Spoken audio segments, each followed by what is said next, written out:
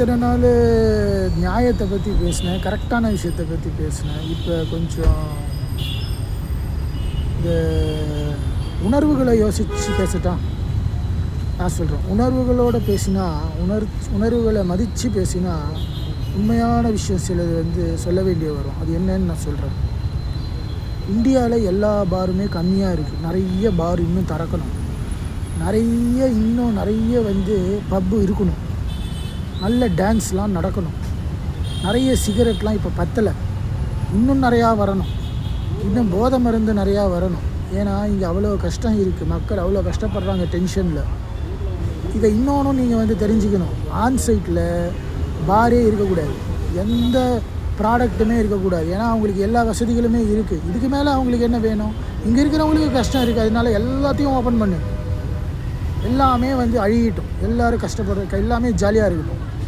சரியா? கஷ்டத்தில் உங்களுக்கு ஃப்ளவரை கொடுக்குறவன் தான் பெரிய ஆள். ஜாலியாக இருந்து ஃப்ளவரை கொடுக்குறவன் ஒன்றும் பெரிய ஆள் கிடையாது. இங்கே எல்லாருமே கஷ்டத்தில் ஃப்ளவரை கொடுக்குறவனுங்க. ஃபுல்லாக பார் பத்தலை, எங்களுக்கு சிகரெட் பத்தலை, கஞ்சா பத்தலை, எதுவுமே பத்தலை. எல்லாத்தையும் ஓப்பன் பண்ணி இந்தியாவில்.